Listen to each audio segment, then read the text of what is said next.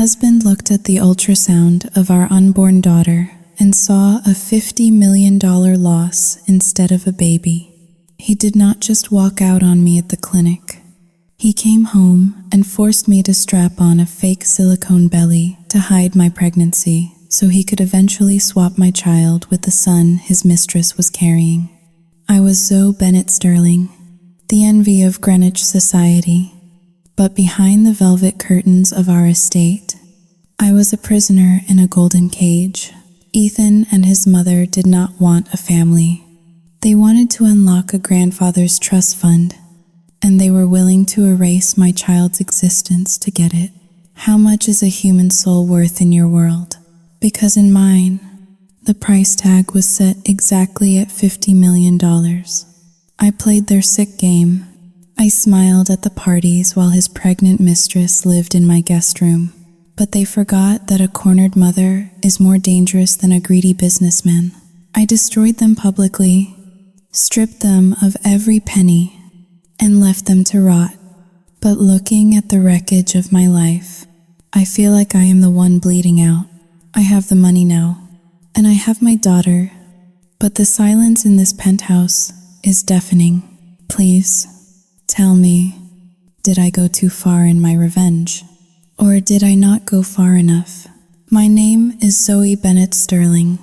I am 32 years old, and to the envious eyes watching from the other side of the wrought iron gates, I am living the American dream. I used to be an interior designer, creating warm, breathing spaces for families in Brooklyn, but that life feels like a distant memory now. Currently, I am a professional wife. My workplace is a 5-bedroom Georgian colonial estate in Greenwich, Connecticut, a town where the grass is manicured to the millimeter and the secrets are buried beneath layers of old money and polite smiles. My husband is Ethan Sterling, 35, a venture capitalist with a smile that can close $1 million deal and eyes that can freeze water.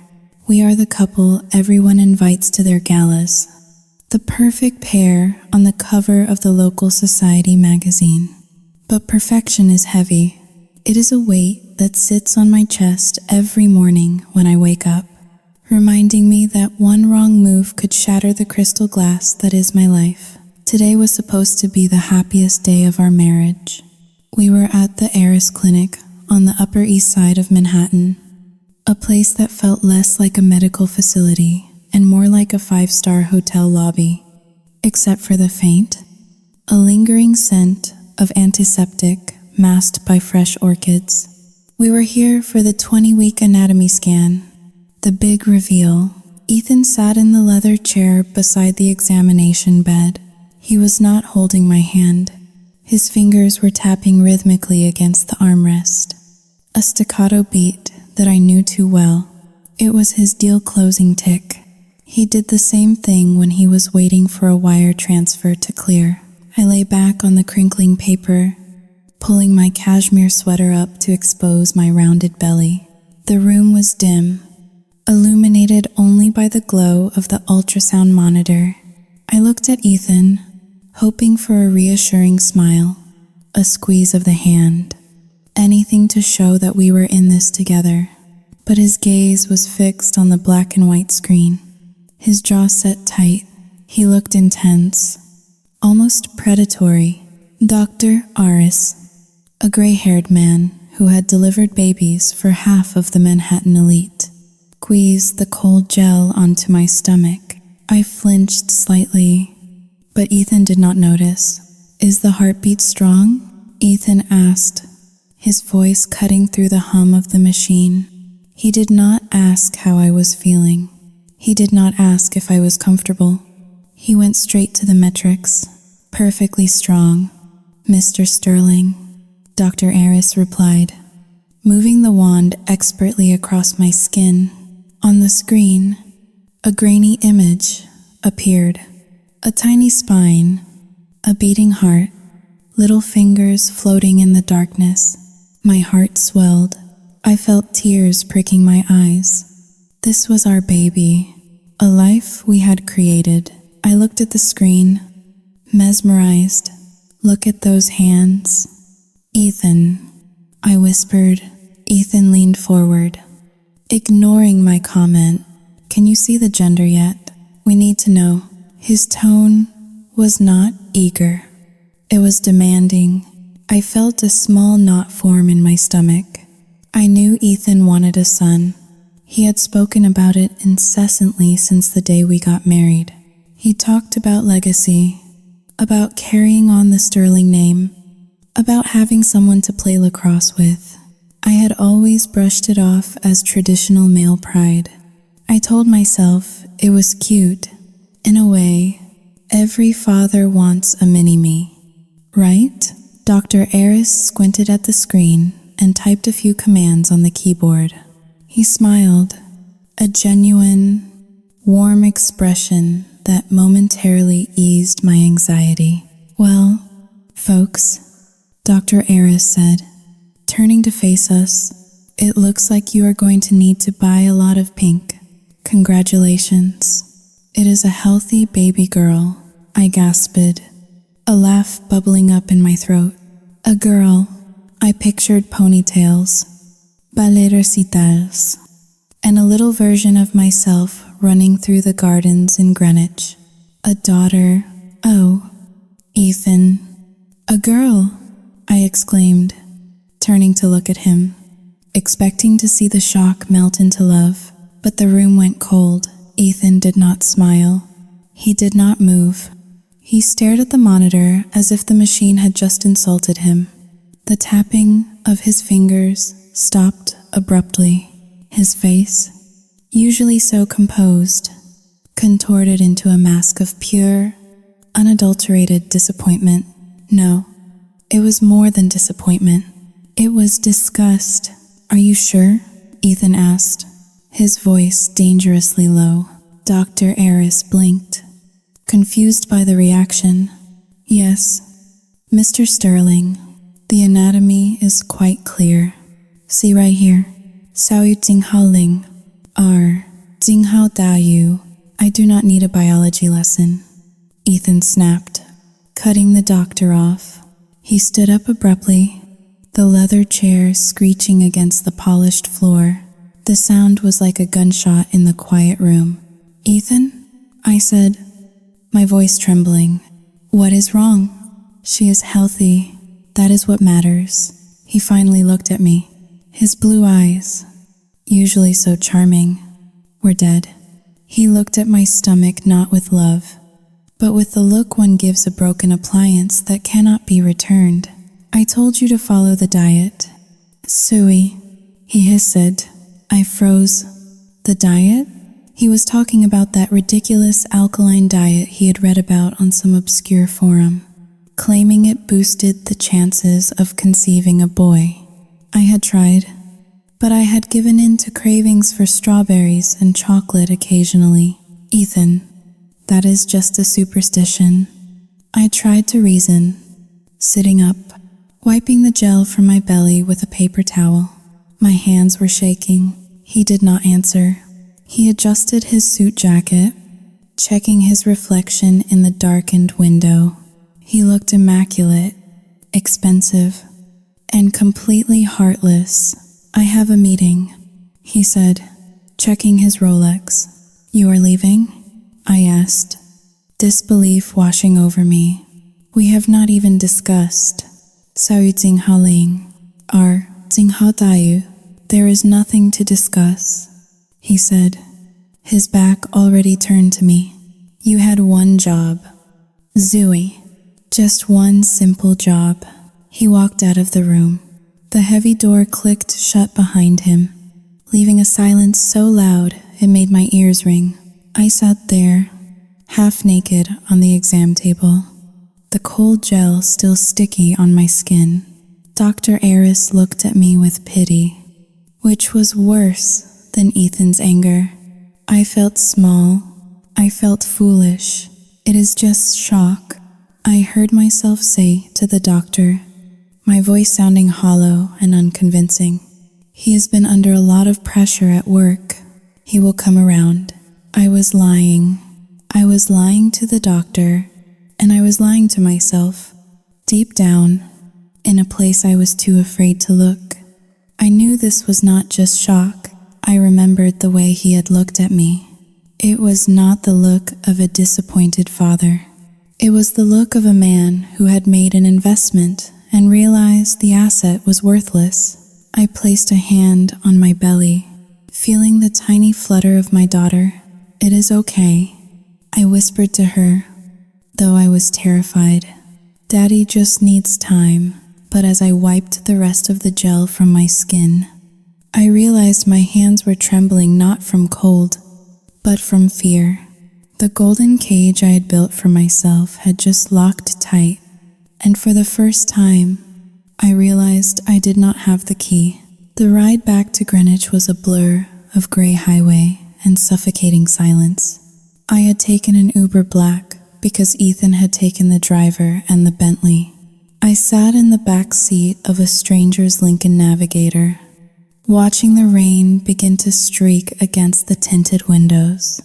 The driver, a man with kind eyes in the rearview mirror, had asked if I wanted the radio on.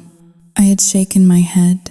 I needed the silence to organize the chaotic thoughts swirling in my mind like a hurricane. I kept replaying the scene in the clinic, the way Ethan's face had fallen, the way he had walked out. It was just shock. I told myself for the 100th time, he is a perfectionist. He plans everything. This was just a deviation from his spreadsheet, and he needed a moment to recalibrate. By the time I got home, he would be apologetic. He would be waiting with flowers, blaming his reaction on work stress. I clung to this fantasy because the alternative was too terrified to contemplate. When the car crunched over the gravel driveway of our estate, the house loomed ahead like a dark fortress. It was a sprawling brick mansion that looked beautiful in the sunlight but menacing under the overcast sky. There were no lights on in the downstairs windows, save for a faint, flickering glow coming from the formal living room. I thanked the driver and stepped out. The air was damp and cold. Seeping through my coat, I unlocked the heavy oak front door and stepped into the foyer. It was quiet, not the peaceful quiet of a sanctuary, but the heavy, oppressive silence of a tomb. "Ethan?" I called out softly. There was no answer. I walked toward the living room. My footsteps echoed on the marble floors. As I neared the archway, I smelled it, the sharp, peat-heavy scent of expensive scotch.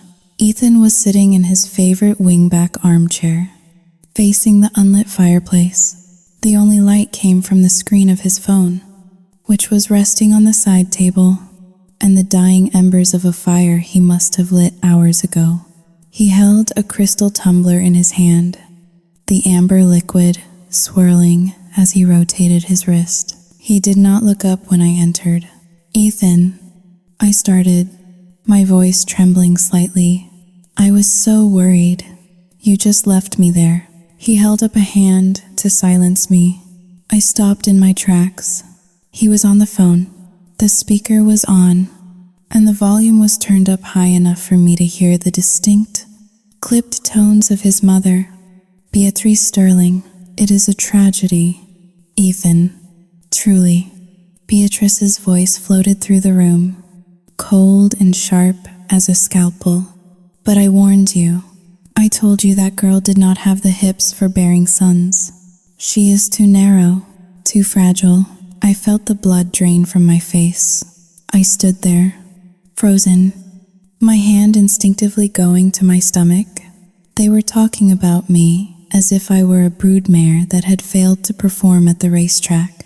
"Mother, please," Ethan said, his voice devoid of emotion. He sounded tired, but not defensive. He was not defending me. "Do not, Mother, please me," Beatrice snapped. "We have protocols. Ethan, the trust fund is explicit. $50 million is not a sum we hand over for a girl. You know the rules. You need to fix this."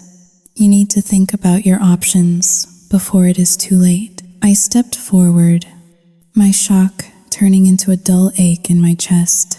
Ethan saw me then. He looked me straight in the eyes, but he did not hang up. He did not scramble to hide the conversation. He just stared at me, his eyes glassy with alcohol and resentment. I have to go. Mother, she is here, Ethan said flatly. He tapped the screen to end the call, but the silence that followed was worse than Beatrice's insults. Ethan, how could you let her say those things? I whispered, tears stinging my eyes. Our baby is healthy. She is a little girl. She is your daughter. Ethan took a slow sip of his scotch. He swirled the liquid in his mouth before swallowing, savoring the burn. Then he stood up. He loomed over me, his shadow stretching across the rug. Healthy? He let out a dry, humorless chuckle. Is that what you call it? You had one responsibility. Sue, I gave you the best doctors. I gave you the meal plans. I bought you the supplements. And what did you do? He walked around me, circling me like a shark. I saw you eating those strawberries last week, he said, his voice dropping to a whisper near my ear. I saw you sneaking chocolate. I blinked, confused. What are you talking about? It was just fruit? Sugar creates an acidic environment. Zooey, he said, his voice rising with sudden intensity. It kills the male chromosomes. I told you that. I showed you the articles, but you just had to have your little treats. Did you not? You were too weak to stick to the plan. This is on you. My mouth fell open. The absurdity of his accusation was overwhelming. Yet he said it with such conviction that for a split second, I wondered if he was right. Had I eaten too much sugar? Was it my fault? I felt a wave of dizziness. This was madness. Biology did not work that way, did it, Ethan? That is not science. That is Ling. Too, I stammered, trying to find the words. Do not lecture me on science, he shouted, slamming his glass down on the side table. The crystal shattered, sending shards flying across the polished wood. I flinched. Stepping back, I am the one who reads the journals. Zoe, I am the one who understands what is at stake. You think this is a game? You think my legacy is a joke? He was breathing heavily now, his face flushed. I had never seen him like this. He looked like a stranger, a dangerous stranger. I am going upstairs, I said, my voice barely a whisper. I need to rest. Not so fast, he said, his tone shifting instantly from rage to icy calm. He reached into his pocket and pulled out his phone again. He tapped the screen a few times. You clearly cannot be trusted to make good decisions for this family, he said, not looking at me. So, I am taking over the management of our resources. What does that mean? I asked, a cold dread settling in my stomach.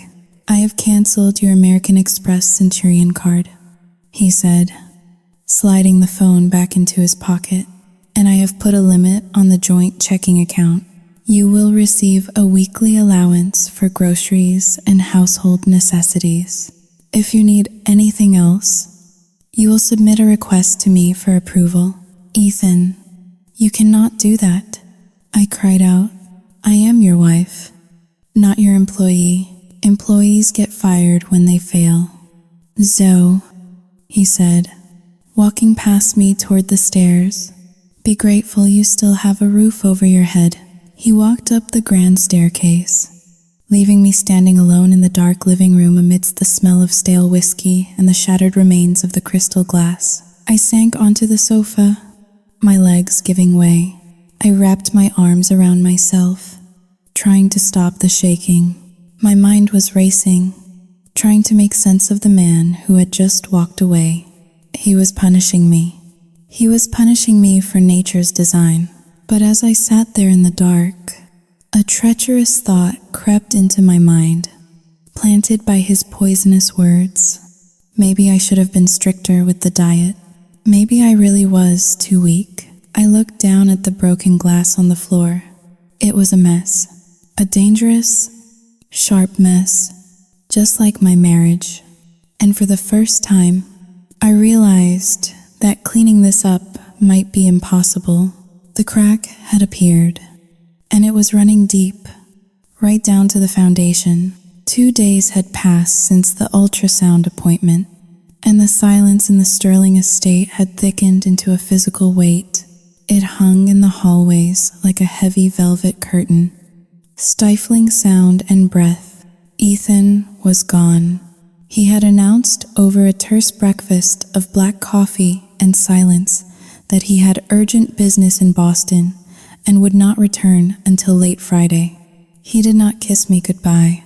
He did not even look at my stomach. He simply picked up his briefcase, walked out the door, and left me alone in this mausoleum of a home. The isolation was maddening, but it was the humiliation that stung the most. Earlier that morning, I had tried to pick up a prescription for prenatal vitamins at the local pharmacy. When I handed the pharmacist the Joint Health Savings Card, she had returned it to me with a sympathetic grimace and a quiet whisper that the card had been declined. Declined for vitamins. I had to pay with the crumpled $20 bill I found in the pocket of my winter coat, my face burning with shame as the line of people behind me shifted impatiently. I needed to understand the insurance policy. I needed to know if he had cut me off from medical care entirely, or if this was just another one of his cruel, petty games to teach me a lesson. I stood outside the double mahogany doors of Ethan's home office. This room was his sanctuary, a place I was implicitly forbidden from entering. It was where he smoked his cigars and made phone calls that lowered his voice to a whisper. But desperate times called for desperate measures. I checked the hallway one last time, my heart hammering a frantic rhythm against my ribs, and turned the brass handle. It was unlocked. The room smelled of stale tobacco, cedar wood, and cold ambition. The heavy drapes were drawn, casting the space in a perpetual twilight.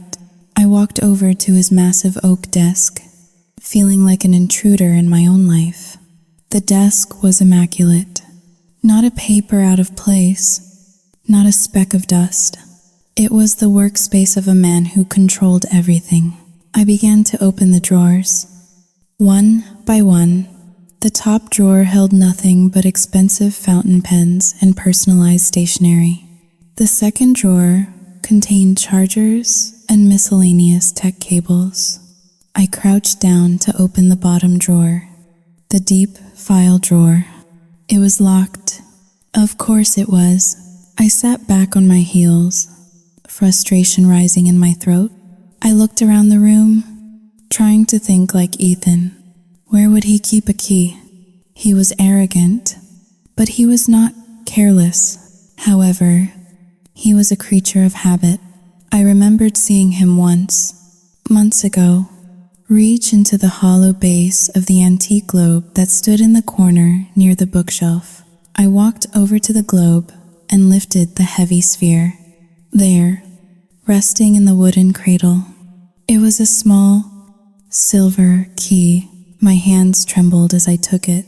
I walked back to the desk and inserted the key into the lock. It turned with a satisfying click. The drawer slid open on silent runners. Inside, dozens of hanging files were color-coded and labeled with precise, printed tabs. Investments, real estate, taxes. I flipped through them, my fingers moving quickly. Medical, insurance. I pulled out the insurance file, scanning the documents. The policy was still active. He had not canceled the medical coverage, just the payment card. It was a control tactic. He wanted me to have to ask him for every single thing. I went to slide the file back, but as I did, the folder behind it caught my eye. It was thicker than the others, bound in dark blue leather, and it did not have a standard label. Instead, it had a piece of cardstock slipped into the tab that read, "The Sterling Family Trust, 1998. I froze. I knew about the trust. Vaguely, Ethan had mentioned it when we were dating, describing it as a safety net his grandfather had set up. He had never gone into details, and I had never asked. I was not marrying him for his money, and asking about trusts felt tacky. Curiosity, cold and snake-like, coiled in my stomach. I pulled the heavy blue file out and set it on the desktop. I opened the cover. The first page was a copy of a last will and testament of Archibald Sterling. I skipped the preamble and the legal jargon, my eyes scanning for familiar names. I turned page after page, the paper rustling loudly in the quiet room. Then I stopped, page 12, clause 4B. The text was dense, but the meaning was crystal clear. I read it once, then I read it again, then a third time, just to be sure my mind was not playing tricks on me due to pregnancy brain or exhaustion. Upon the verifiable birth of the first legitimate male heir of the body to my grandson, Ethan James Sterling, the trustee shall immediately disburse the principal sum of $50 million to said grandson. This disbursement is intended to secure the Sterling lineage and ensure the future of the family name. $50 million. The number echoed in my head. $50 million. I felt the blood drain from my extremities. My fingers went numb. $50 million for a son. But it was the next paragraph, clause 4C, that made me bring a hand to my mouth to stifle a gasp of horror. In the event that the firstborn child is female, or if no legitimate male heir is produced within 5 years of marriage, the entirety of the principal sum shall be bypassed and donated in full to the North American Wildlife Preservation Fund. No portion of the trust shall be distributed to a female heir. I stared at the words until they blurred. A female heir was not just a disappointment. A female heir was a forfeiture. My daughter, my sweet, innocent, unborn daughter, to Ethan, she was not a baby. She was a $50 million loss. She was a breach of contract. She was the reason he was losing a fortune that could buy a small island. Everything clicked into place. The puzzle pieces that had been scattered and confusing suddenly formed a grotesque picture. The pressure to get pregnant immediately after the honeymoon, the obsession with the alkaline diet, the articles about positions and timing, the way he monitored my cycle like a hawk, the way he had practically dragged me to the most expensive fertility specialists in the state. He did not want a child. He did not want to be a father. He wanted to unlock a bank vault, and I was not his wife. I was the key, a key that had just broken in the lock. His reaction at the clinic was not shock. It was the rage of a businessman who had just watched a massive deal collapse because of a manufacturing error. And in his eyes, I was the manufacturer. I felt sick. A violent wave of nausea rolled over me, and I had to grip the edge of the desk to keep from collapsing. The room seemed to tilt. The luxury, the comfort, the security. It was all a lie. I was living in a golden cage. Yes, but I was also sleeping in a bed with a monster who saw our child as a financial penalty. And what about his mother? Beatrice's voice on the phone came rushing back to me. I told you she did not have the hips for bearing sons. They had discussed this. They had analyzed me like livestock. Panic began to set in. If the money was gone because of this baby, what would happen to us? Ethan was leveraged to the hilt. I knew he lived large. The cars, the house, the clubs. He spent money assuming the trust fund was a guarantee. Without that $50 million, the house of cards would fall. He would blame me. He would blame her. I needed proof. I did not know why or what I would do with it, but instinct took over. I reached into my pocket and pulled out my smartphone. My hands were shaking so badly I almost dropped it. I took a deep breath, trying to steady my grip. Click. I took a photo of clause 4B. Click. I took a photo of clause 4C. Click. I took a photo of the cover page with the date and signatures. I quickly checked the gallery to make sure the text was legible. It was the words North American Wildlife Preservation Fund stood out in stark, mocking contrast to the reality of my situation. My daughter was worth less to this family than a forest in Montana. I heard a sound. The front door downstairs opened. The heavy thud of the oak reverberated through the floorboards. My heart stopped. He was not supposed to be back until Friday. Zoo? Ethan's voice boomed from the foyer. It sounded annoyed, impatient. I scrambled. I shoved the papers back into the blue leather folder. I shoved the folder back into the drawer. I locked it with the silver key. My movements were frantic, clumsy. I ran to the globe and placed the key back in the base, my fingerprints smudging the dust-free surface. I wiped it with my sleeve. Zoe, where are you? His footsteps were approaching the stairs. I looked around the room. Had I moved anything else? The chair?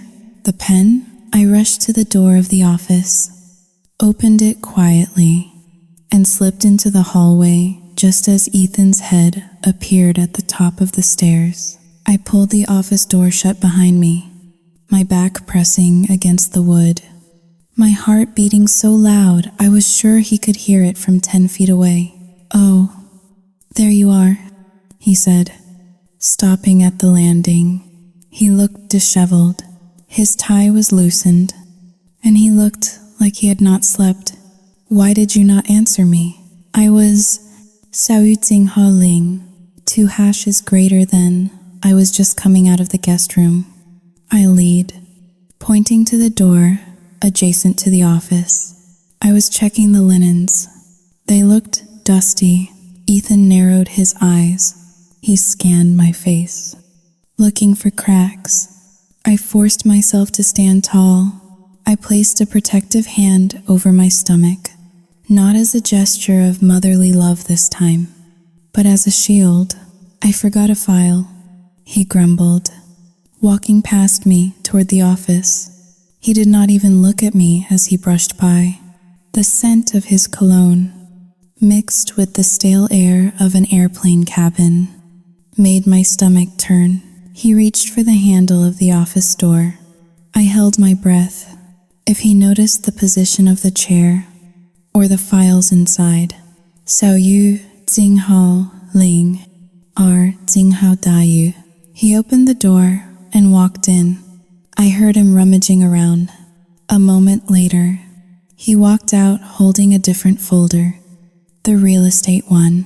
"We have a dinner with the investors tonight at 7 o'clock. He said, not breaking his stride as he headed back to the stairs. "Wear the black dress, the one that hides the Saoyutsing Haling. 2 hash is greater than bump." He gestured vaguely at my stomach with a look of distaste. "I will be in the car in an hour. Do not be late." He disappeared down the stairs. I stood there in the hallway, listening to his footsteps fade. The terror that had gripped me in the office began to morph into something else, something colder, something harder. I touched the phone in my pocket. I had the truth now. I knew exactly what I was worth to Ethan Sterling. 0. But I also knew exactly what he had lost. And for the first time in our marriage, I realized that while he had the power and the money, I had the secret, and secrets, I was beginning to learn, were a currency of their own. I walked to my bedroom to get the black dress. I would wear it. I would hide my bump, but I would never, ever hide the truth from myself again. The man downstairs was not my husband. He was my enemy. The lie was clumsy. For a man who manipulated markets and negotiated million-dollar mergers, Ethan was terrible at improvising domestic deceit. At 6 o'clock, he had come downstairs, not to take me to the dinner he had demanded I dress for, but to tell me it was canceled. He claimed the investors had a flight delay and were stuck in Chicago. He told me to stay home and rest, that he was going to the club to play a few rounds of squash to blow off steam. Squash, in a bespoke Italian suit, with his hair perfectly gelled. I watched from the upstairs window as the Bentley purred down the driveway, its red taillights cutting through the misty Connecticut evening. I did not hesitate.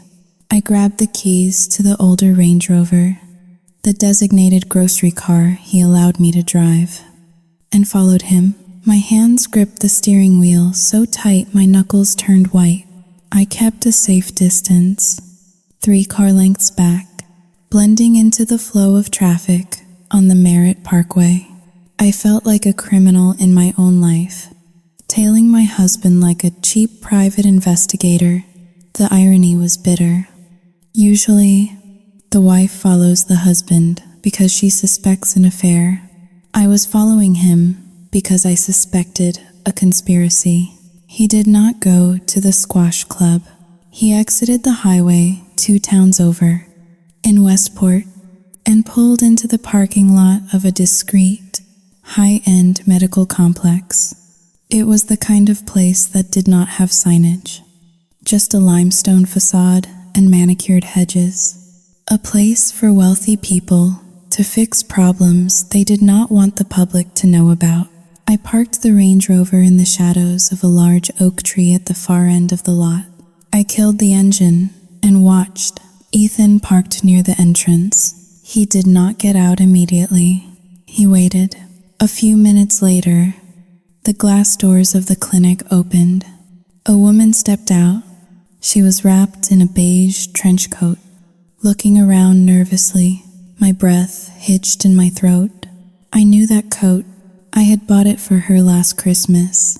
It was Sarah, his executive assistant, the girl with the bright eyes and the eager smile who I had treated like a little sister, the girl who had brought me ginger tea when I had morning sickness in the early weeks, the girl who had listened to me complain about Ethan's coldness and had reassured me that he was just focused.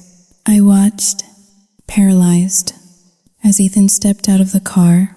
He did not look angry, like he had with me. He looked attentive. He opened an umbrella to shield her from the light drizzle and walked toward her.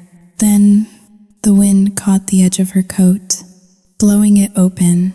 I gasped, a sound that seemed to tear my throat. Sarah was pregnant. She was not just a little pregnant. She was undeniably, heavily pregnant. Her belly protruded significantly beneath a tight jersey dress, a high, firm mound that looked larger than mine.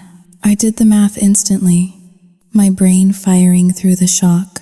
I was 20 weeks along. She looked to be at least 24 or 25 weeks. The realization hit me with the force of a physical blow.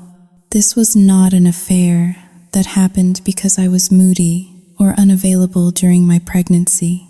This had started months ago.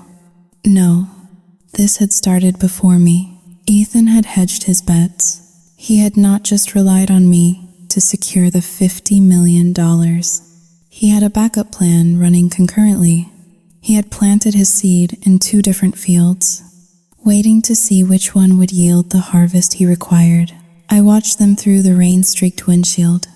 Ethan placed a hand on the small of her back, a gesture of possession, of care, and guided her toward the passenger side of the Bentley. He opened the door for her, helping her in with a gentleness he had never shown me. Why? Because she was carrying the golden ticket. If she was further along than me, and if he was treating her like porcelain while treating me like trash, there was only one conclusion. She was carrying a boy. Nausea rose in my throat, violent and acidic. I opened the car door and retched onto the asphalt, my body convulsing with the sheer physical rejection of what I was seeing. I wiped my mouth with the back of my hand, tears streaming down my face. I looked back at the Bentley just as Ethan walked around to the driver's side. He paused for a second, looking around the parking lot, his instincts sharp. I ducked down, hiding below the dashboard, my heart hammering against my ribs like a trapped bird. I waited until I heard the purr of his engine fade into the distance. I sat up, trembling. The parking lot was empty again, silent save for the drumming of the rain. I was alone. The word echoed in the small cabin of the car. Alone. I had no money. He had frozen my access. I had no family. My parents were gone, and I had alienated my friends to fit into Ethan's perfect, isolated world. I had no leverage. My baby was a girl, a financial liability, and Sarah, the betrayal cut deeper than the infidelity. Sarah had looked me in the eye for months. She had asked about the nursery. She had smiled at me while carrying my husband's child, the right child. Inside her, she was not a victim. She was a co-conspirator. I looked down at my own stomach. I felt a kick, strong and insistent. My daughter, my poor, unwanted daughter. I am sorry. I whispered, my voice breaking. I am so sorry I brought you into this nest of vipers. But as the initial shock began to subside, a cold, hard clarity took its place. They thought I was stupid. They thought I was just the trophy wife who would cry and fade away. They thought I was weak. Ethan had made a mistake. Though he had let me see the cracks, I started the engine of the Range Rover. My hands were still shaking, but my grip on the wheel was firm. I would not go home and confront him. Not yet. Confrontation was for people who had power, and right now, I had none. I needed to survive. I needed to be smarter than the man who thought he could buy a dynasty. I put the car in reverse, backing out of the shadows. The image of Sarah's swollen belly burned into my retinas. It was a picture of my replacement, but it was also the evidence I needed to destroy him. I drove back toward the highway, not as a wife returning to her husband, but as a soldier returning to enemy lines. The spiral had begun, and I was falling fast. But I would make sure that when I hit the bottom, I would drag them all down with me. I pulled the Range Rover into the garage, careful to park it precisely where I had found it. My heart was still racing from what I had witnessed in the clinic parking lot. But as I walked toward the mudroom door, a strange, cold calm settled over me. It was the calm of a soldier who realizes they are surrounded and that panic is no longer a survival option. I entered the kitchen. It was empty, but the lights were on in the formal living room. I could hear the clinking of fine china against saucers. I walked down the hallway, my footsteps muffled by the Persian runners. When I stepped into the living room, the scene before me looked like a tableau of aristocratic civility. Ethan stood by the fireplace, one arm resting on the mantel, sitting on the velvet sofa, looking like a queen holding court, was Beatrice Sterling. She was wearing a Chanel suit that cost more than my college tuition, and her silver hair was coiffed into an immobile helmet of perfection. She held a teacup with delicate fingers, her eyes sharp and predatory as they locked onto mine. "Sit down, Zooey," Beatrice said. It was not an invitation, It was a command. I looked at Ethan. He would not meet my gaze. He was staring at the floor, his jaw clenched. The cowardice radiating off him was palpable. I sat in the armchair opposite her, wrapping my cardigan tighter around my body. I placed a hand over my stomach, an instinctive shield. We need to discuss the future. Beatrice began, setting her cup down on the saucer with a deliberate click. Ethan tells me you are having a girl. I am, I said, my voice steady despite the trembling in my hands. A healthy baby girl, Beatrice Sehill. A sound of profound disappointment. That is unfortunate, but we are problem solvers in this family. Zooey, we do not let biology dictate our fortunes. She reached into her handbag and pulled out a manila envelope, sliding it across the coffee table toward me. Open it, she ordered. I reached forward and picked up the envelope. Inside was a single document. It was a contract from a private adoption agency in Utah. The names were blank, but the terms were clear. It was a surrender of parental rights. What is this? I asked, feeling the bile rise in my throat again. We have a solution. Ethan spoke up suddenly, his voice tight. Sarah is pregnant. I know, I said quietly. I saw you with her. Ethan's head snapped up. His eyes widened in surprise. But Beatrice did not even blink. Good, Beatrice said smoothly. That saves us the trouble of the awkward explanations. Sarah is carrying a boy. A sterling boy. He is the key to the trust. So what? I asked, my voice rising. You are leaving me for her?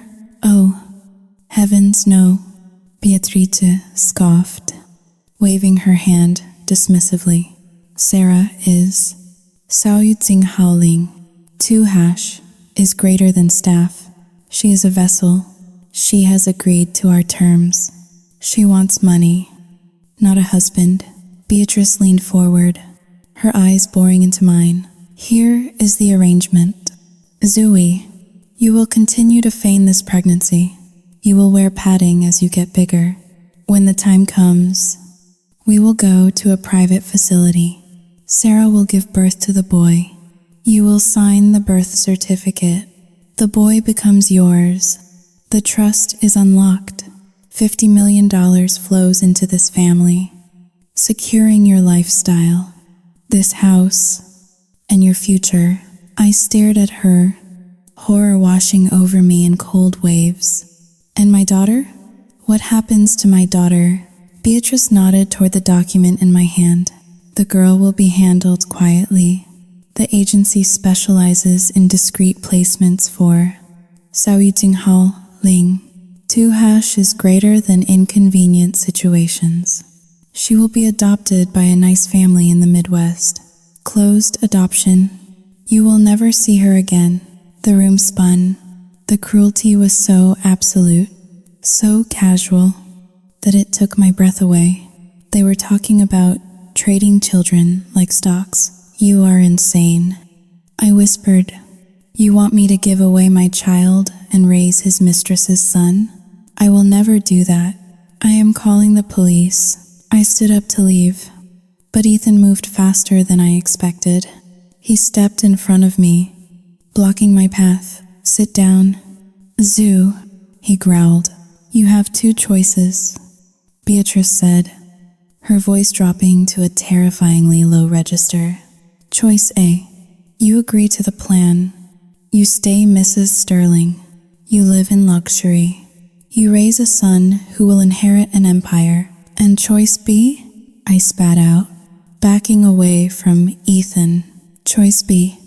Beatrice continued, picking up her tea again, is that we file for divorce tomorrow, but not a standard divorce. We have prepared a file. Tsui. Witness statements from staff claiming you have been unstable, erratic, violent. Ethan pulled out his phone.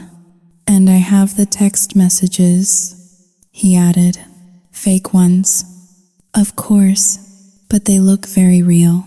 Messages from you to a lover, a gardener, perhaps, or maybe an old college flame. It does not matter. The infidelity clause in our prenuptial agreement is ironclad. Beatrice smiled, a thin, reptilian stretching of her lips. You will walk away with nothing. No alimony, no house, and most importantly, Saoyuting Haoling. Dva, no baby. My blood ran cold. What if we prove you are mentally unstable and an adulteress? The court will grant full custody to Ethan, Beatrice said. And once Ethan has custody of the girl, Saoyuting Haoling, 2# is greater than well. We can send her away to boarding school in Switzerland. Or perhaps just let her get lost in the system.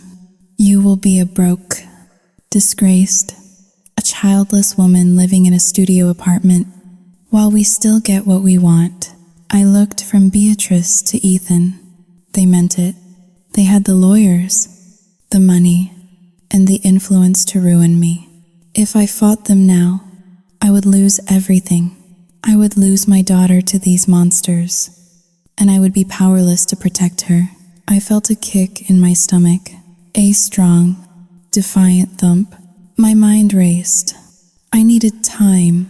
I needed resources. I needed to find a loophole that did not involve giving up my soul. If I said no, the war would start today, and I was unarmed. If I said yes, Saoyuting Haoling, 2# is greater than I bought myself 5 months. 5 months to find the lawyer. 5 months to gather evidence. 5 months to destroy them from the inside. I looked down at the floor, letting my shoulders slump in feigned defeat. I forced tears into my eyes. It was not difficult. Saoyuting Haoling, 2# is greater than I cannot be poor again. I whispered, my voice trembling. Beatrice exchanged a look of triumph with Ethan. I knew you were a pragmatic girl. Beatrice said, sipping her tea. I need Saoyuting Haoling, 2# is greater than I need a guarantee. I stammered, looking up at them through my lashes. If I do this, Saoyuting Haoling, 2# is greater than if I raise Sarah's son. Saoyuting Haoling, 2# is greater than I want access to the accounts again. I need to prepare the nursery. For the boy, of course, Ethan said, visibly relaxing. He walked over and placed a hand on my shoulder. His touch made my skin crawl, but I did not flinch. Once we sign the agreement, the cards are reactivated. We are a team. Sue, we are doing this for the family. I looked at him, fighting the urge to scream. Okay, I said softly, I will do it. Beatrice stood up and smoothed her skirt. Excellent. The lawyers will bring the formal paperwork tomorrow. Rest up. Zoo, you have a big role to play. She walked out of the room, leaving a trail of expensive perfume in her wake. Ethan gave my shoulder one last squeeze before following her, probably to celebrate their victory with a bottle of scotch. I stood alone in the living room. The contract for the adoption agency was still in my hand. I slowly crumpled it into a ball. They thought they had broken me. They thought I had chosen the money. But as I stared into the dying embers of the fireplace, I made a vow to the little girl growing inside me. I will not give you up, I whispered fiercely. I will burn this house to the ground before I let them take you. I was no longer just a wife. I was a mother, and they had just made the fatal mistake of threatening my child. The point of no return had been crossed, but they were the ones who were going to regret it. The invasion began on a Tuesday afternoon in late October. The leaves outside were turning a brilliant, fiery orange, masking the rotting decay of the season beneath a beautiful facade. It was a perfect metaphor for my life. I stood by the window in the foyer, watching as the moving truck backed up to the service entrance. It was not a large truck, just enough for a long-term guest. Ethan stood in the driveway, directing the movers with the same authoritative hand gestures he used to control boardrooms. Beside him stood Sarah. She wore a cream-colored maternity coat that barely buttoned over her protruding stomach. She was 25 weeks pregnant now, and she carried the weight with a smug, heavy pride. She placed a hand on her lower back, wincing dramatically, and Ethan immediately rushed to her side, offering his arm for support. He led her up the steps, past me, as if I were part of the architecture.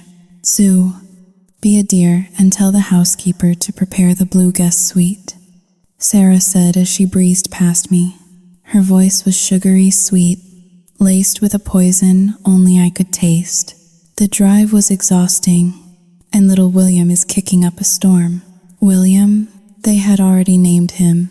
The heir, the $50 million boy. I watched them ascend the stairs. My husband and his mistress, moving into the sanctuary of my home. Beatrice had scripted the narrative perfectly. Sarah was my distant cousin from Ohio, a poor, unfortunate girl whose husband had abandoned her. We, the benevolent Sterling family, were taking her in during her time of need. It was a lie so thick it choked me, yet I had to swallow it every single day. The weeks that followed were a blur of psychological torture. My home, once my refuge, transformed into a theater of the grotesque. I was no longer the lady of the house. I was a prop, a stagehand in a play where Sarah was the star. The humiliation was not just emotional, it was physical, because Sarah was more than a month ahead of me in her pregnancy, and because she was carrying a large boy while I carried a petite girl.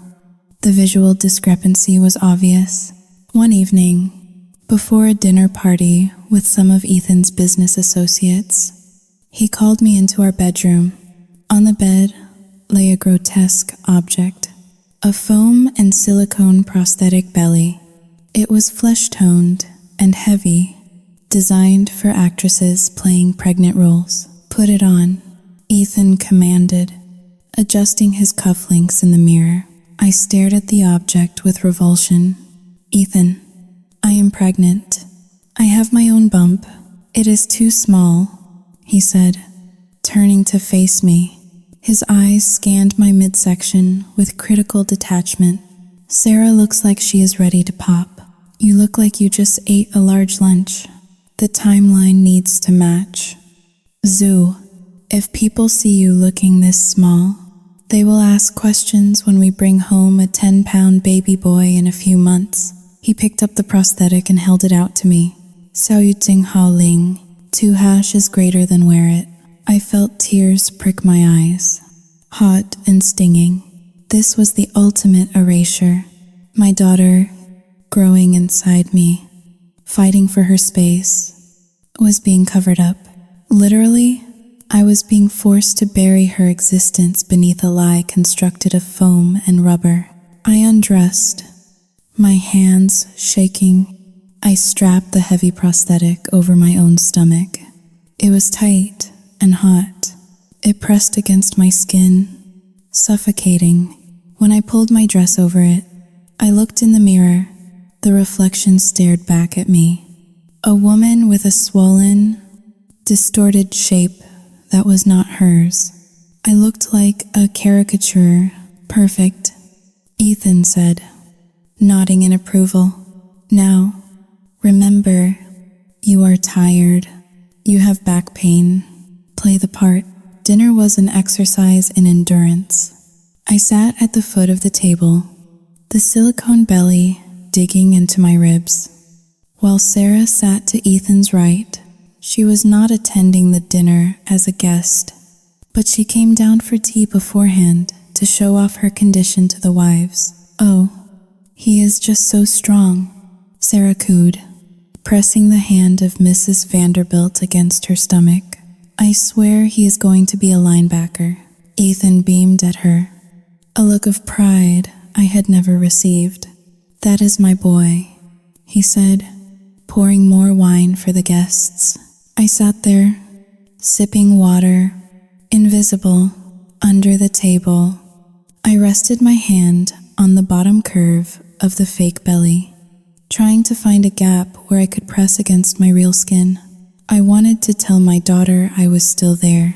I wanted her to know that this heavy cage was not who she was. I am here, I thought, projecting the words inward. Mama is here. Do not be afraid of the dark.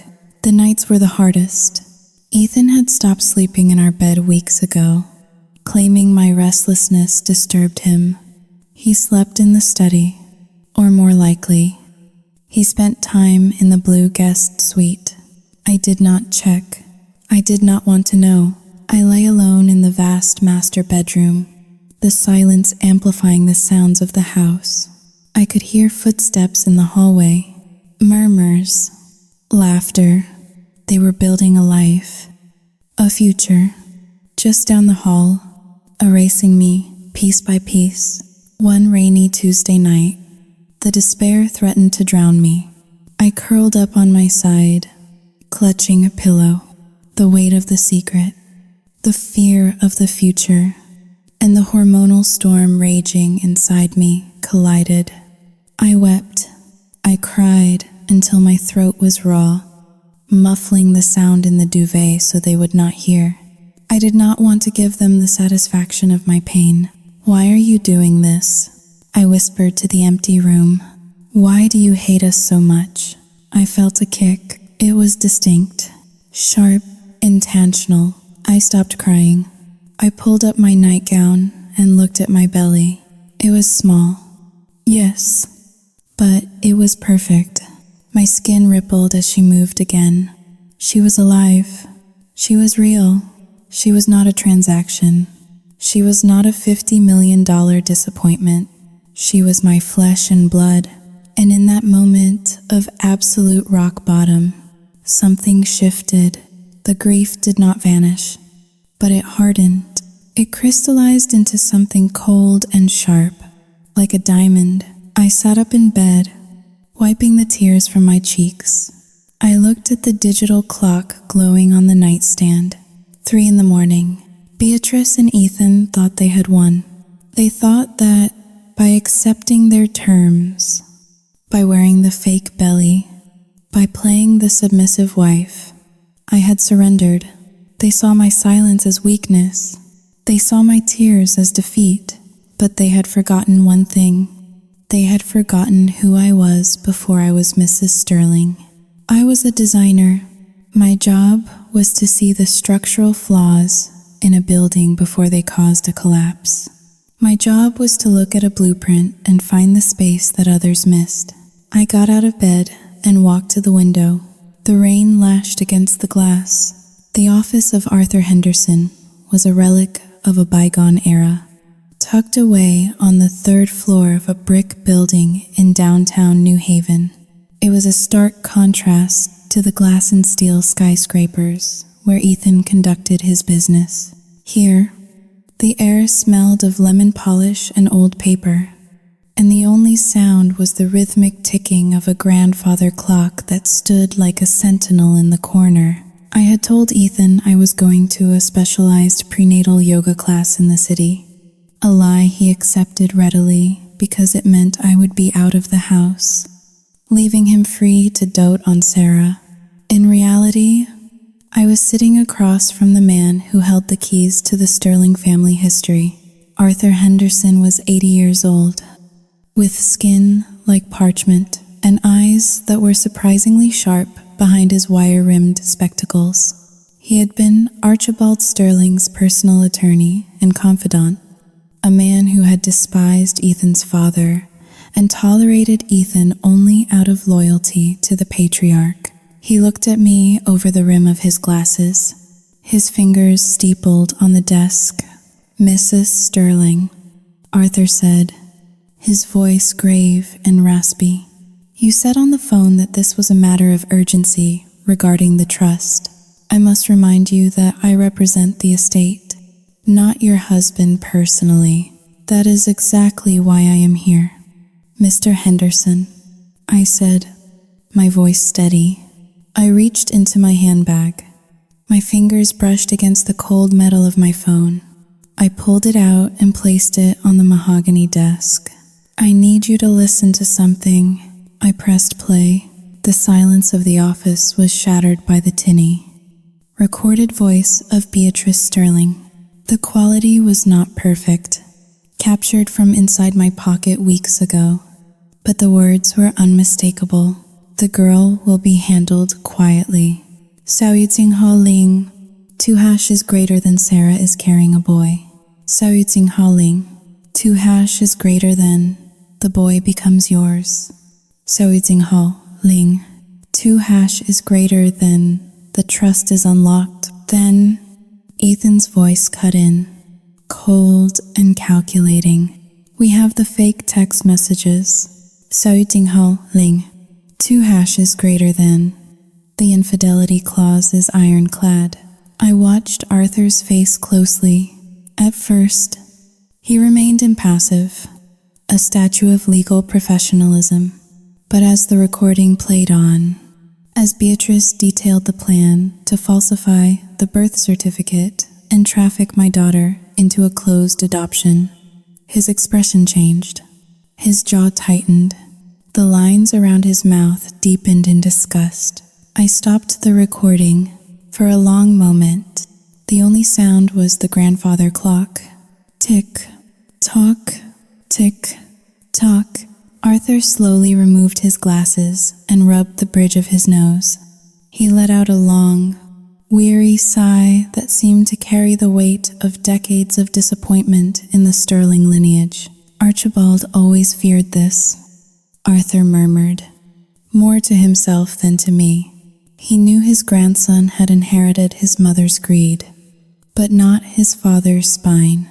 He looked up at me, his eyes filled with a new respect. This is conspiracy to commit fraud, Mrs. Sterling. It is also coercion and, quite possibly, human trafficking, depending on how they plan to move the child. I know, I said, leaning forward, but I do not just want to stop them. Mr. Henderson, if I go to the police now, it becomes a messy he said, she said. They have money, they have connections. They will claim the recording was doctored or taken out of context. They will destroy me before a trial even begins. What do you want? Then, he asked, I want to know the rules. I said, I saw the will. I saw the clause about the male heir, but there has to be something else. Archibald Sterling was a brilliant man. He would not have left $50 million to a man who would cheat to get it. Arthur stared at me for a beat. Then a slow, dry smile spread across his face. You are sharper than they give you credit for. My dear, he stood up, his joints popping, and walked over to a wall of filing cabinets. He unlocked a drawer labeled Sterling, Archibald, private, and pulled out a bound document that looked even older than the one I had found in Ethan's office. He returned to the desk and opened it to the very last page. You saw the distribution clauses, Arthur said, pointing a gnarled finger at the text. But you likely missed the addendum of integrity. It was added 3 weeks before Archibald died. He made me swear never to reveal it unless a specific condition was met. What condition? I asked. The condition of fraud, Arthur said. He turned the document toward me so I could read it. Clause 9. The integrity provision. In the event that the primary beneficiary attempts to manipulate, falsify, or otherwise deceive the trustees regarding the lineage or gender of the heir in an effort to prematurely or illegitimately unlock the funds, the primary beneficiary shall immediately forfeit all rights to the trust. My heart began to hammer against my ribs. Forfeit, I whispered. All of it? All of it? Arthur confirmed, but read the next sentence. I looked down, my eyes tracing the faded typewriter ink. In the event of such forfeiture, the entirety of the trust shall not dissolve to charity, as previously stated, but shall bypass the fraudulent beneficiary and pass directly to the next legitimate living heir of the Sterling bloodline, regardless of gender, to be held in trust until their majority. I gasped. The room seemed to tilt. Regardless of gender, if Ethan cheats, I said, my voice trembling, and if he is caught, Xiao Yu Jing Haoling, 2 hash is greater than the money does not go to the wildlife fund. No, Arthur said softly. It goes to his child, his legitimate child. My daughter? I breathed. Arthur nodded solemnly. Your daughter becomes the sole beneficiary of the $50 million, and as her mother, you would be the court-appointed trustee until she turns 21. I sat back in the chair, stunned. The irony was so poetic, it felt divine. Ethan's greed was the only thing standing between him and the money. If he had just accepted his daughter, the money would have gone to charity. Yes, but he would have kept his dignity and his freedom. But by trying to steal the fortune, he had inadvertently paved the way for the very person he was trying to erase to inherit it all. This changes everything, I said, the shock replaced by a cold, burning resolve. Indeed, Arthur said, but proving it is the challenge. As you said, a recording can be challenged. To trigger Clause 9, the fraud must be attempted and exposed in a way that is irrefutable. I thought about the upcoming weekend, the gender reveal party. It was going to be the social event of the season. Ethan had hired a production crew. He wanted to live stream the moment the blue smoke filled the air, announcing to the world and to the trust executors that he had produced a son. I know how to do it, I said. Arthur raised an eyebrow. On Saturday, I said, the gender reveal. He is going to announce it publicly. He is going to present Sarah's son as mine. He is going to sign the affidavit for the trust release that same day. If he signs that affidavit knowing it is false, Arthur said, leaning in, that is the trigger. That is the crime committed. I need you to be there. Mr. Henderson, I said, I need you to be there with the executors. I need you to see the lie with your own eyes. I will be there. Arthur promised. I have not attended a Sterling party in a decade, but for this, Xiao Yu Jing Haoling, 2 hashes greater than I will polish my shoes. I stood up, feeling a surge of power I had not felt in months. I was no longer the victim, trapped in a golden cage. I was the one holding the key to the lock. One more thing, Arthur said as I turned to leave. He looked at me with genuine concern. Be careful, Zhu. When a cornered animal realizes the trap has shut, it bites. Ethan is dangerous. I touched my stomach, feeling the comforting weight of the prosthetic I was forced to wear, hiding the true air beneath it. I know, I said, but he thinks I am a sheep. He has no idea he is living with a wolf. I walked out of the office and into the cool autumn air. The sun was shining, but for the first time, the brightness did not feel mocking. It felt like a spotlight waiting for its main character. I drove back to Greenwich, rehearsing my lines. I had 3 days until Saturday, 3 days to play the role of the submissive, beaten wife one last time, 3 days to endure Sarah's gloating and Beatrice's sneers. When I pulled into the driveway, Sarah was sitting on the porch swing, rubbing her massive belly.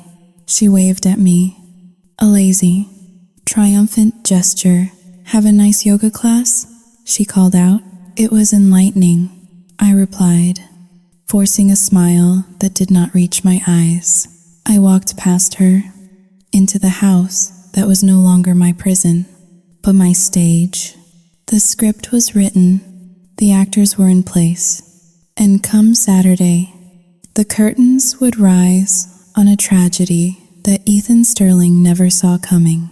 The Saturday of the gender reveal party arrived with a sky so aggressively blue it felt like a cosmic endorsement of Ethan's delusions.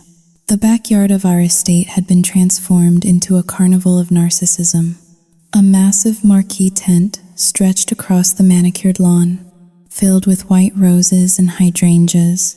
A professional production crew, hired to live stream the event to Ethan's social media followers and business partners, was setting up drone cameras and lighting rigs.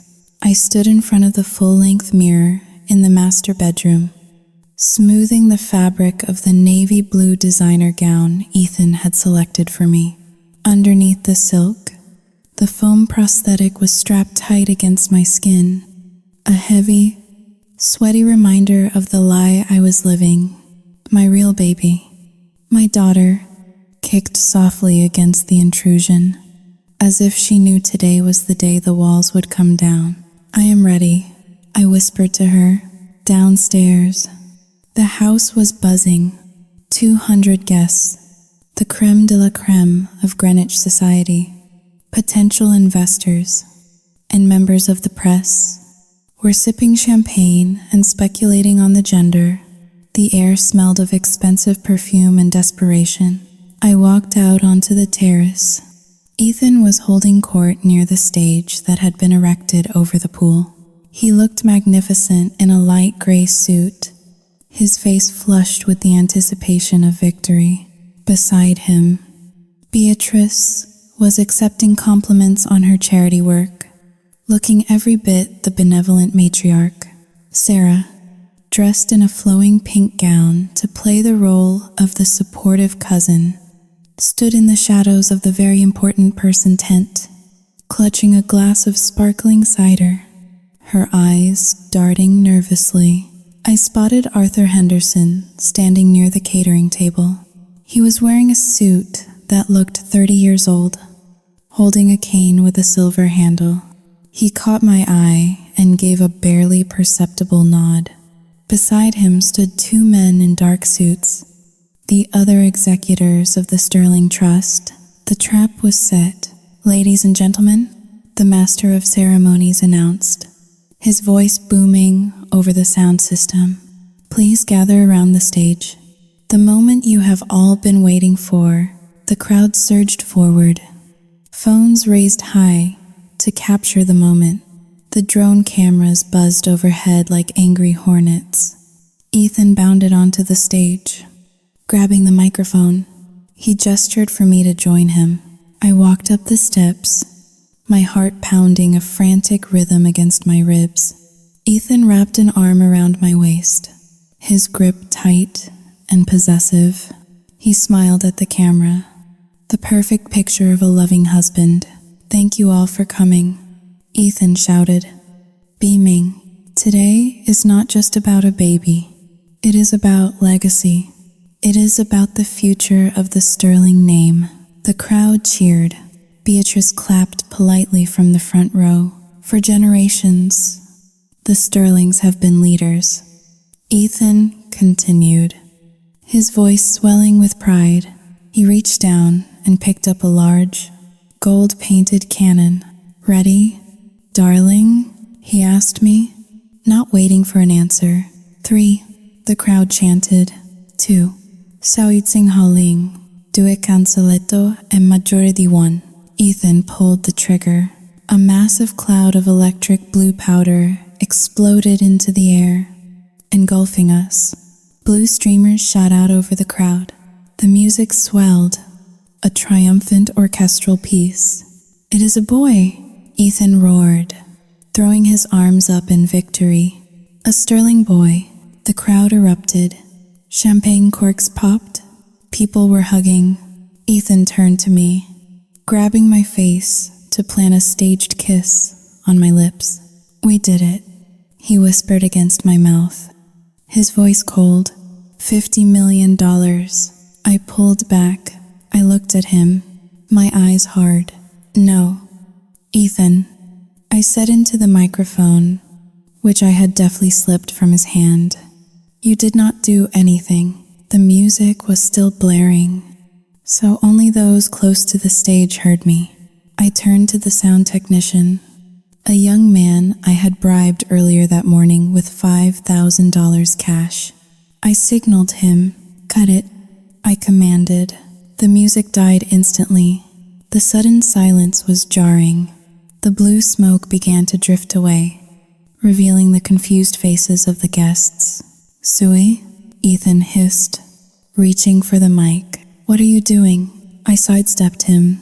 I looked out at the sea of faces, the investors, the neighbors, the frenemies. "My husband is right about one thing," I said, my voice steady and amplified across the lawn. "This is about legacy, but a legacy built on a lie is just a scam." I pointed to the massive, light-emitting diode screen behind us, which was currently displaying a loop of the word boy in blue neon. "Play the video," I said. The screen flickered. The neon letters vanished. In their place, a grainy video appeared. It was the footage from the security camera in Ethan's study.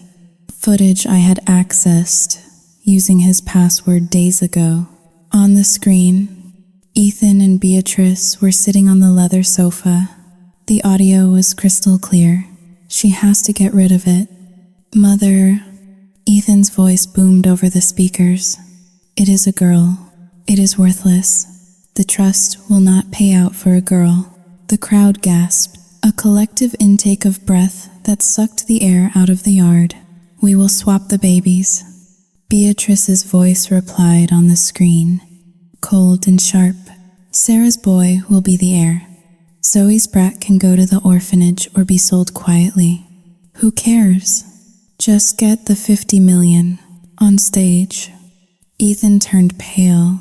He looked at the screen, then at me, his eyes wide with horror.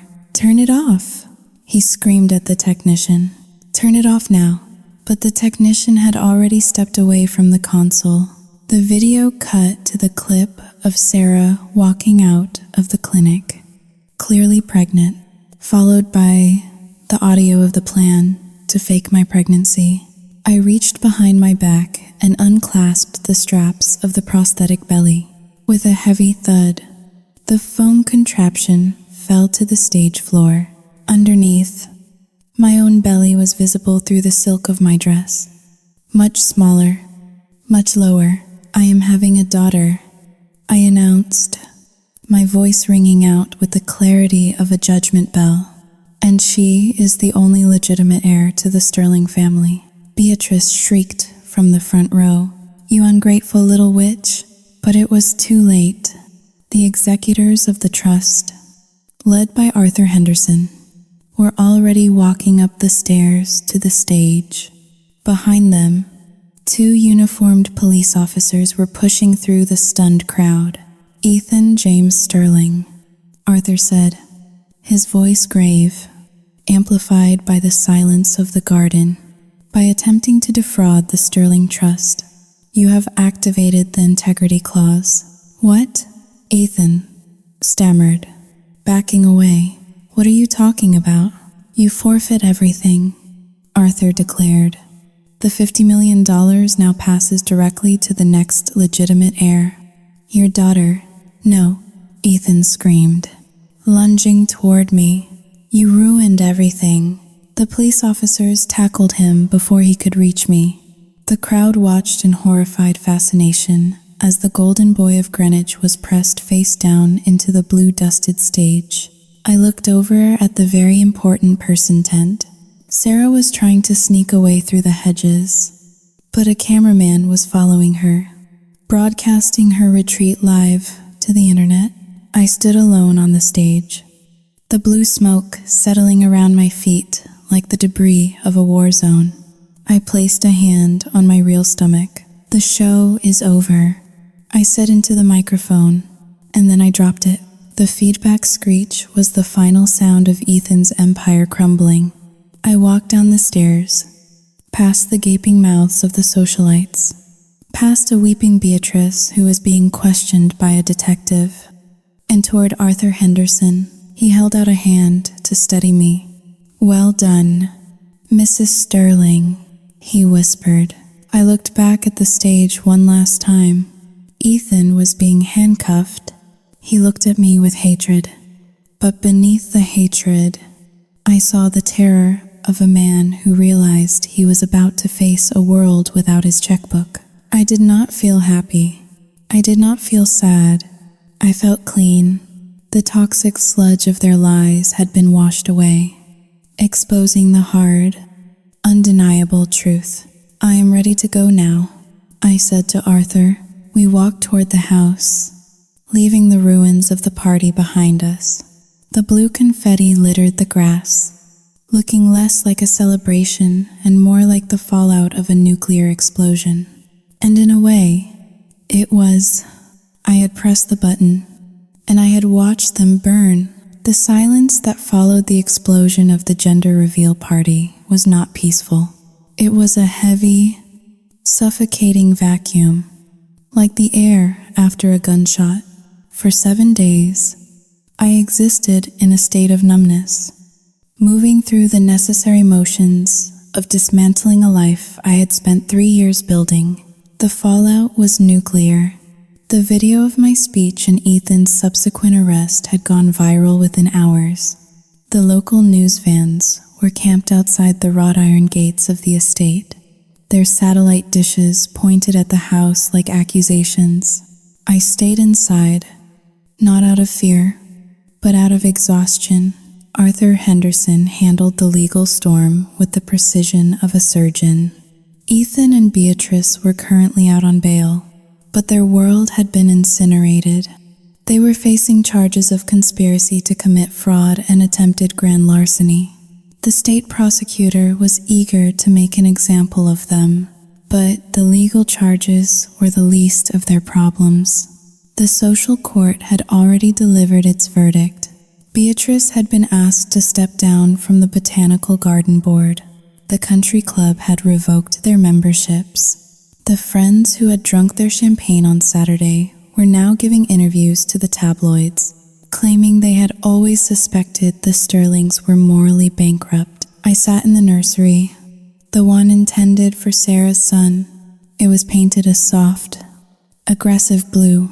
The crib was empty. Sarah was gone.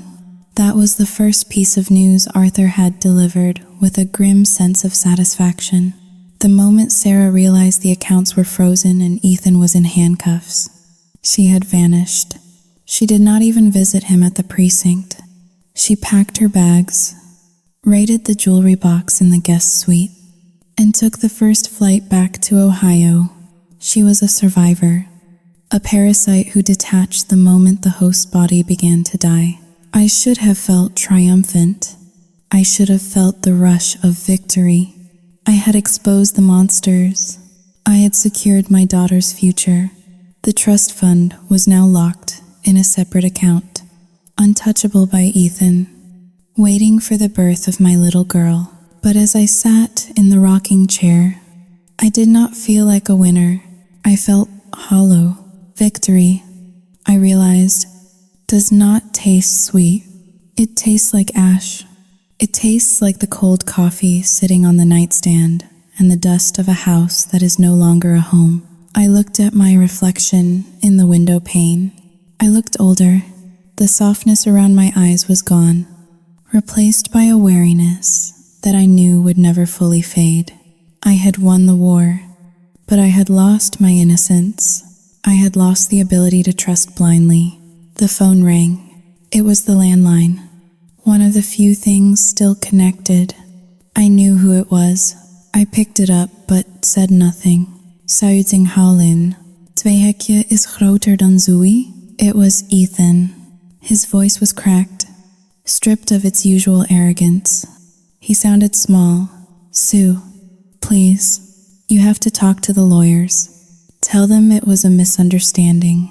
Tell them I was just Haoling, 2# is greater than under pressure. I listened to him beg. This man, who had commanded rooms and moved millions, was now reducing himself to a whimpering child.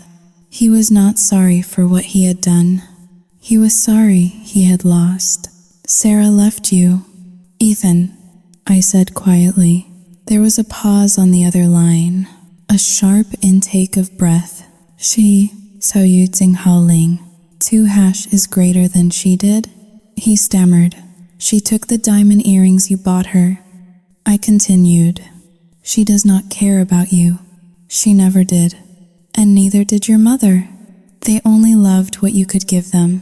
Sue, I can fix this, he pleaded, desperation rising in his voice.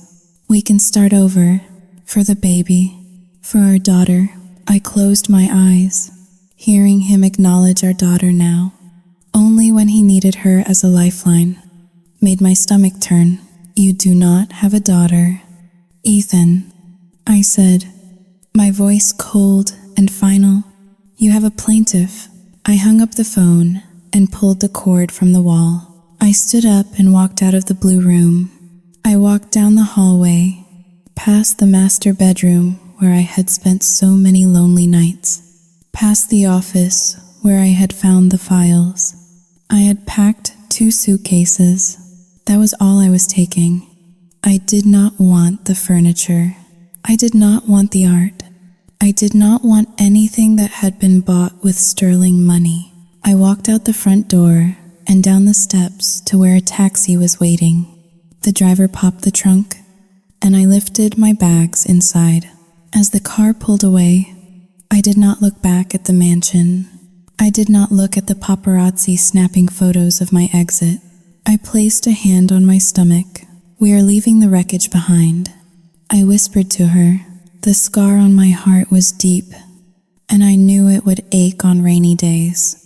But as the estate faded into the distance, the suffocating weight in my chest finally began to lift. I was broken, yes, but for the first time in a long time, I was free. 6 months later, the view from my window was very different. Instead of the manicured, suffocating lawns of Greenwich, I looked out over the glittering skyline of Manhattan. I had used my own savings, the small amount I had squirreled away before I met Ethan, to rent a penthouse on the Upper West Side. It was not a palace, but it was mine. The lease was in my name. The furniture was my design. The air inside smelled of lavender and freedom. I stood by the crib, looking down at the sleeping bundle wrapped in soft pink cotton. Lily. She was 3 weeks old. She had her father's nose, unfortunately, but she had my chin. She slept with her fists curled tight, a little fighter from the very beginning. To the world, she was just an infant. To the legal system, she was the sole beneficiary of the Sterling Family Trust. $50 million sat in a protected account, accruing interest, waiting for her to turn 21. I was the court-appointed trustee. Every penny Ethan had tried to steal now belonged to the daughter he had rejected. My phone buzzed on the marble kitchen island. I walked over and picked it up. It was a notification from a blocked number. My thumb hovered over the delete button. But curiosity, that old and dangerous habit, got the best of me. I opened the message folder. Zooey, please. I am at the end of my rope. The legal fees took everything. Beatrice is living in a state facility. I am working at a car wash in Yonkers. I just want to see her. She is my daughter too. I can change. Please. I stared at the words. A car wash in Yonkers. The image of Ethan, in his Italian loafers, scrubbing mud off the tires of a Honda Civic, should have made me laugh. It should have felt like sweet, poetic justice, but I did not laugh.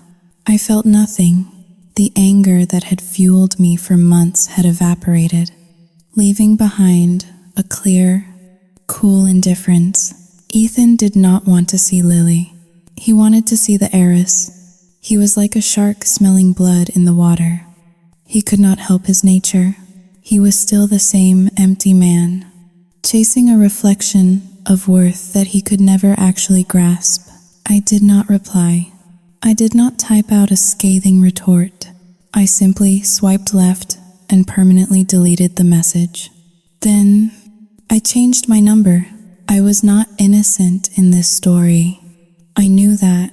I looked at my reflection in the dark glass of the oven door. For years, I had enabled him. I had enjoyed the heated seats in the Bentley and the gala dinners. I had looked the other way when he belittled waiters or made cruel jokes, telling myself it was just his way. I had let the monster grow because I liked the shelter of his shadow. That was my sin, and the fear of those last few months was my penance. But I had learned the most expensive lesson of my life. The doorbell rang. It was the nanny I had hired. A kind, older woman who had no interest in society gossip. I let her in and gave her instructions for the evening. I have a meeting with the board of the Wildlife Fund. I told her I had decided to donate a portion of my trustee fee to the charity Ethan's grandfather had originally intended the money for. It felt right, a way to close the loop. I walked into the bedroom to get my coat. I paused by the crib one last time. Lily shifted in her sleep, letting out a soft sigh. You will never know him. I whispered to her, you will never know the feeling of not being enough. I walked out onto the balcony. The city lights were bright, chaotic, and beautiful.